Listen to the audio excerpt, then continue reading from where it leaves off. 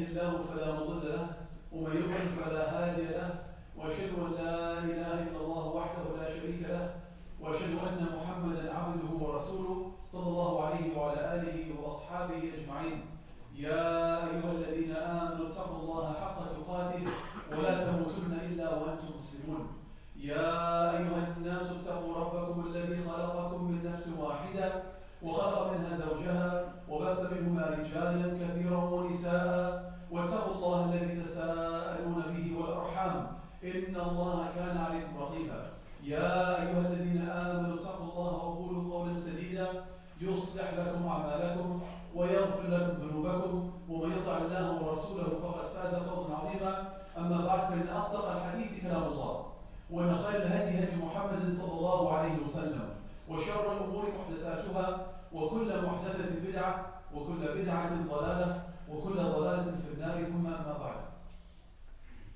Dear brothers and sisters, Jummuah after Jummuah, we sit here and we hear, regardless of who's giving the khutbah, we hear an introduction similar to the introduction that we just heard right now. And some of us have been hearing these words so long that we're uttering them with the khatib as he's saying them. We've nearly memorized them. And we hear these words week in and week out. But the question is, why did the Prophet Muhammad sallallahu alaihi wasallam begin every speech that he gave, and every khutbah that he gave, and every wedding that he performed, and every important event and every Eid with this introduction here? Out of the 6,000 or so verses, why did the Prophet Muhammad sallallahu alaihi wasallam choose these 3 verses to recite before giving the talk? Why, as Ibn Abbas said, كان رسول الله صلى الله عليه وسلم يعلمنا خطبة الحاجة كما يعلمنا السورة من القرآن.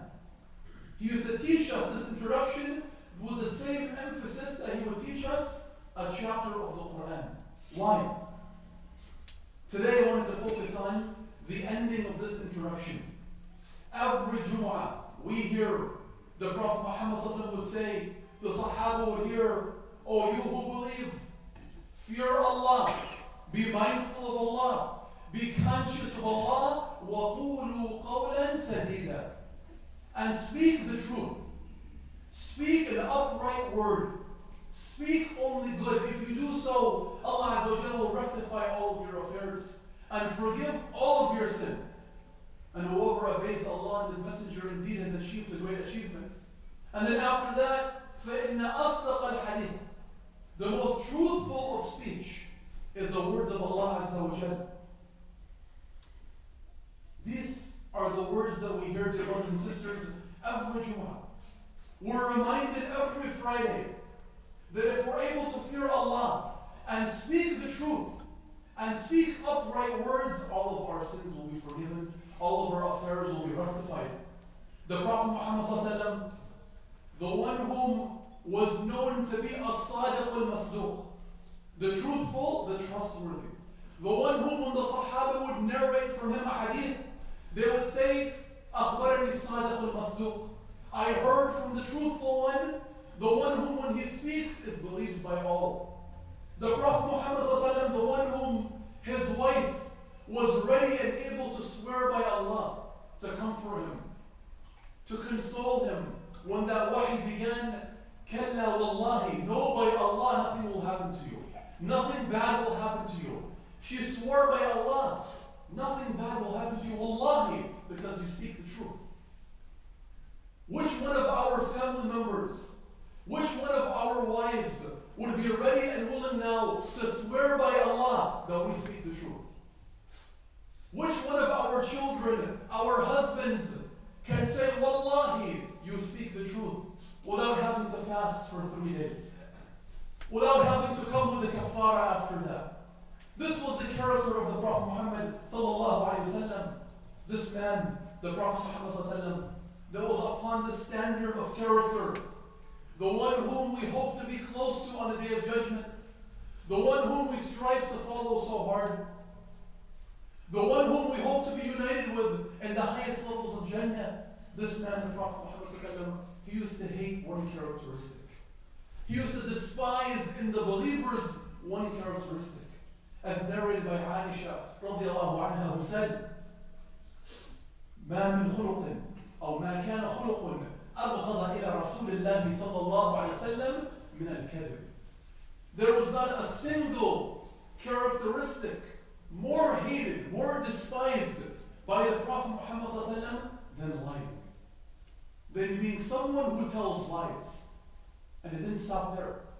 And she said, وكان الرجل يتحدث عند النبي صلى الله عليه وسلم بالكذبة. And a person would tell a single lie in front of the Prophet Muhammad sallallahu alaihi wasallam. They would tell one lie, and that lie would stay in the nafs of the Prophet Muhammad sallallahu alaihi wasallam. He would keep thinking about it. He would not move on from it. He would not be ready to forgive the person حتى يعلم أنه قد تاب, until he was certain the person would make tawbah. If someone was caught telling one lie in front of the Prophet Muhammad sallallahu alaihi wasallam, it would be in his nafs. He would be thinking about it. He would look at the person differently. They wouldn't have that same value and honor in the eyes of the Prophet Muhammad sallallahu alaihi wasallam. That was one lie. The Sahaba, the generations after that, the scholars of Hadith, our entire religion was narrated to us through chains of narration. The scholars of Hadith would say that if a person was known to have said one line, لا نقبل روايته, we do not accept any of his narrations. If someone was known to tell one lie, his narrations are rejected automatically. He's matruk al-hadith. He's rejected. He's left behind when it comes to narrating information. So these are the scholars of hadith. This is the Prophet Muhammad sallallahu alaihi wasallam in dealing with one lie. How about ourselves? What is our situation with our speech? What is our situation with lying? One lie was enough to label someone as rejected, as not trustworthy, was enough to keep the Prophet Muhammad sallallahu alaihi wasallam thinking about that person until they made tawbah. We fall into lying sometimes day in and day out, and every sentence that we say, and every dealing that we deal with, even in the Jahiliyyah. Lying was something, honesty was something that they sought their nobility in. They sought their manhood in honesty, in transparency, even in the Jahiliyyah. Again, as we mentioned the story so often, when Heraclius brought in someone who knew the Prophet Muhammad sallallahu alaihi wasallam, when he heard that there was someone claiming prophethood, and he brought in the person closest to him, he brought in Abu Sufyan. And Abu Sufyan at the time was an enemy of Islam. He was a commander in the army of Quraysh. He was one of the chiefs of Quraysh. So he put Abu Sufyan in front of him. And he told him, I'm going to ask you some questions. Listen to the words of Abu Sufyan, a disbeliever, an idol worshipper, who said, فَوَاللَّهِ لَوْلَا الْحَيَاء عَلَى أَنْ يَأْثِرُوا عَلَيَّ كَذِبًا لَكَذَبْتُ عَنْهُ. He said, by Allah, had I not feared that my companion standing behind me would label me as a liar, would use that against me, I would have just lied about the Prophet Muhammad sallallahu alaihi wasallam. It would have been very easy for me to stand there and to tell lies to Herakl when he was asking me. But I was afraid my companions would hear me telling that lie and they would use it against me. I would lose my honor and my status in their eyes. He said, I was a chief of Quraysh, and we sought our nobility through honesty. This is Abu Sufyan at the time, who was an idol worshipper at the time. This is someone who didn't even believe in resurrection. This is someone who didn't even believe in life after death. Being this concerned with honesty and being this scared of lying. So how about us, dear brothers and sisters? Unfortunately, in our day and time, this despised characteristic has become rampant. It's become widespread. Each and every one of us, we tell lies, we speak lies, we break our promises, we look at people we respect, and we tell them lies directly to their face. And the Prophet Muhammad ﷺ warned about this day that will come. And he warned that this is a sign that the end of times is approaching. And all of the signs that he warned about, a lot of them revolve around lying. He said the day will come, the hour will come when lying becomes widespread. And the hour is near. When the truthful is labeled as a liar, and the liar is labeled as a truthful. And you know the hour is close when there will be years of deceit, of people deceiving one another. And this is the time that we're living in now, unfortunately. In Surah Al-Baqarah, Allah Azza wa Jal categorizes people into three main groups. In the beginning of Surah Al-Baqarah, Allah Azza wa Jal begins with the believers, talking about the believers, what they believe in, their worship, what it's like, in about 5 verses. And then Allah Azza wa Jal goes on to the disbelievers, summarizes them in 2 ayat, the disbelievers and their quality. But then the third group, the munafiqeen, the hypocrites, Allah Azza wa Jal goes into lengthy detail in 13 ayat about the munafiqeen, about their qualities, about their characteristics, examples of the munafiqeen. And Shaykh al-Islam, he said that when we read about the munafiqeen in the Quran, every time we come to a description of the munafiqeen, it has something to do with lying. Every description of the munafiqeen, the hypocrites, the ones who deserve the most severe form of punishment, he said every one of their qualities has something to do with lying, something about lying. And the Prophet Muhammad sallallahu alaihi wasallam, he confirmed this in the authentic narration when he said, أربع من كن فيه كان منافقا خالصا. 4 things. If someone has them, he is a pure munafiq. Very dangerous. 4 things. If someone possesses them, he is a pure munafiq. He is a pure hypocrite in terms of his action. وإن كانت فيه خصلة منهن كانت فيه خصلة من النفاق. And if he has one part of them, he has a part of hypocrisy in him. And listen to these qualities. Number 1, إذا حدث كذب. When he speaks, he lies. The first quality. وإذا وعد أخلف. When he promises, he breaks the promise. وإذا تمن خان. When he's entrusted, he always breaks the trust. وإذا خاصم فجر. And every time he quarrels, he blows up. 4 qualities. The qualities of the munafiqeen, the ones that will be in the lowest level of the fire. All of them revolving around treachery. All of them revolving around deception. All of them revolving around lying. So every time, dear brothers and sisters, we allow ourselves to tell a lie, we allow our tongues to lie, we draw that much closer to the actions of nifaq, to the actions of the munafiqeen. So beware of the speech. We think it's no big deal. We think just this one time, let me get out of the situation. Let me avoid a confrontation. I won't do it again. So what? What's the worst that can happen? The worst that can happen is, as the Prophet Muhammad described it, وما يزال الرجل يكذب ويتحرى الكذب حتى يكتب عند الله كذابا. That a person will lie and will continue telling lies until he's labeled and written by Allah as a liar. That's it. It's finalized. His book is labeled as a liar. He is labeled with Allah as a liar. Imagine, on the day of accountability, Yawm al-Hisab, the day of reward, when we stand in front of Allah, even in this dunya, to admit to someone to their face, I lied to you. I told you a lie. It's difficult. Someone you respect and look up to have to look them in the eye and say, yes, I lied, I'm a liar. Imagine standing in front of Allah, begging Allah for His mercy, begging Allah for His pardoning, waiting to receive the book. We prayed, we did the actions, we fasted, we gave some charity one time, 2 times. The outwardly actions were there, waiting to get our book in our right hands. But we're shocked when the book comes to the left. We open the book, why? And we find it to be labeled as a liar, that you're a liar. And then we're told, اقرأ كتابك. Now read your book now. And we go through reading our book and we remember all of the times that we lied. We see each and every time that we lied. We lied to get our education. We lied to get our position.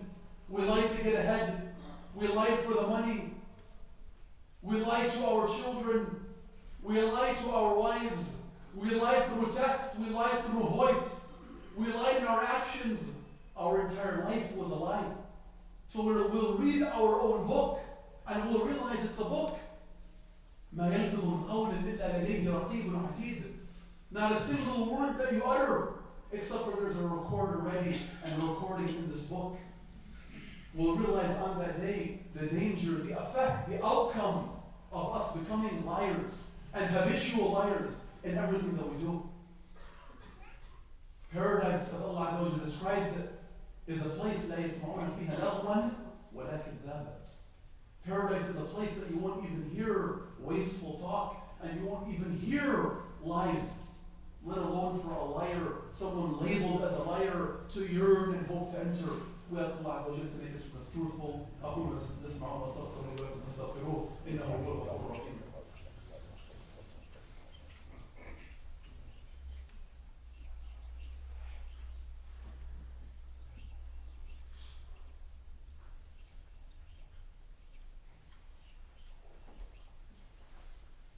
الحمد لله رب العالمين والصلاة والسلام على أشرف الأنبياء والمرسلين نبينا محمد وعلى آله وأصحابه ومن استنى بسنته واهتدى بهديه إلى يوم الدين وبعد. Dear brothers and sisters, Islam has given great weight and severe implications to the statement of our tongue. Our iman, as we know and we hear and we study, our iman is not merely just beliefs, like maybe some other ways of life, some rituals that we believe in. Our iman is a combination of what we believe and what we do and what we say. And until we perfect all three of them, we can't claim to have true faith, true iman. As the Prophet Muhammad said, لا يستقيم إيمان عبد حتى يستقيم قلبه ولا يستقيم قلبه حتى يستقيم لسانه. Your faith will never be sound until your heart is good, until your heart is sound. And your heart will never be sound until your tongue is sound. So there's a direct correlation with the words that we allow our tongues to say on a daily basis in passing conversation. There's a direct correlation between that and the faith that we claim that we have. Islam has placed severity in our words. It's one word that if someone says it sincerely, they enter the fold of Islam. All of their sin are forgiven. And the opposite, if someone says one word of disbelief, knowingly, they exit the fold of Islam. And all of their good deeds are rendered null and void. With one word, people enter into the covenant of marriage. The most serious covenant they take. They complete half of their deed. And with one word, they break that covenant. And with one word, as the Prophet Muhammad said, إِنَّ الرَّجُلَ يَتَكَلَّمُ بِالْكَلِمَةِ لَا يُلْقِي لَهَا بَالًا. Someone might say one word that they paid no attention to. They thought it was nothing. يَهْوِي بِهَا فِي النَّارِ. He might say one word that he paid no attention to, but that one word will cause him to be being thrown into the depths of the hellfire. One word it could be in this dunya that we say. So dear brothers and sisters, beware of the speech. Beware of our tongue. Beware of lying especially. And don't think he's talking about somebody else. I'm talking to myself first and each and every one of us sitting here right now. Lying is rampant. Everybody lies. People of taqwa, people of piety, practicing Muslims lie on a daily basis. On a daily basis, sometimes for nothing. Mu'adh bin Jabal was one time traveling with the Prophet Muhammad ﷺ, and he said, فَأَصْبَحْتُ قَرِيبًا مِنَ النَّبِي صلى الله عليه وسلم وَنَحْنُ نَسِيرٌ. I became very close to the Prophet Muhammad ﷺ while we were traveling. I looked to my side and I saw he was very close to me. So Mu'adh thought of a question. This is the concern the Sahaba had. So he went to the Prophet Muhammad ﷺ and he said, Ya Rasulullah, أخبرني بعمل يدخلني الجنة ويباعدني من النار. Tell me about an action, Ya Rasulullah, that will admit me to paradise and that will keep me far away from the fire. So the Prophet Muhammad said, Ya Mu'adh, لقد سألتني عن عظيم. You've asked about something great, about something severe. You want me to tell you this in one word? So they started talking about the pillars about sadaqah, about the night prayers.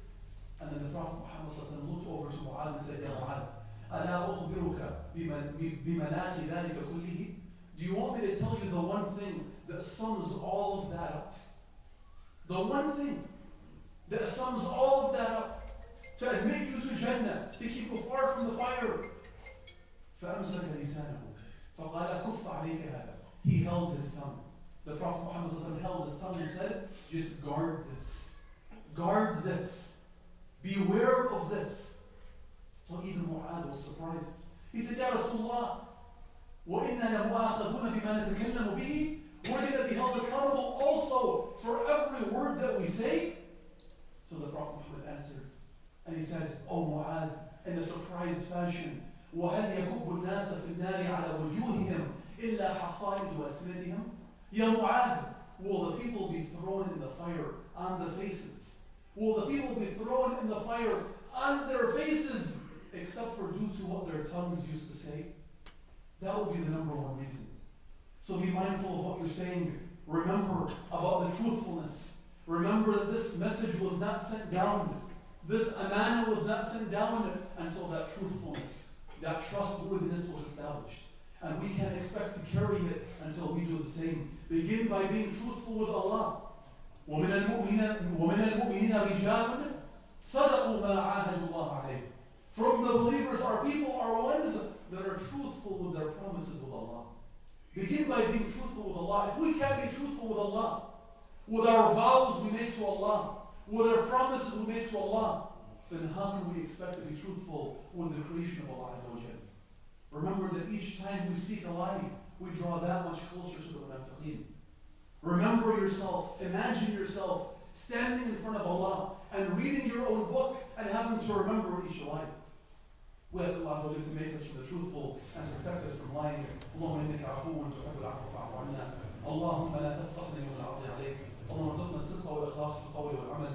اللهم آت نفوسنا تقواها وزكها أنت خير من زكاها أنت وليها ومولاها.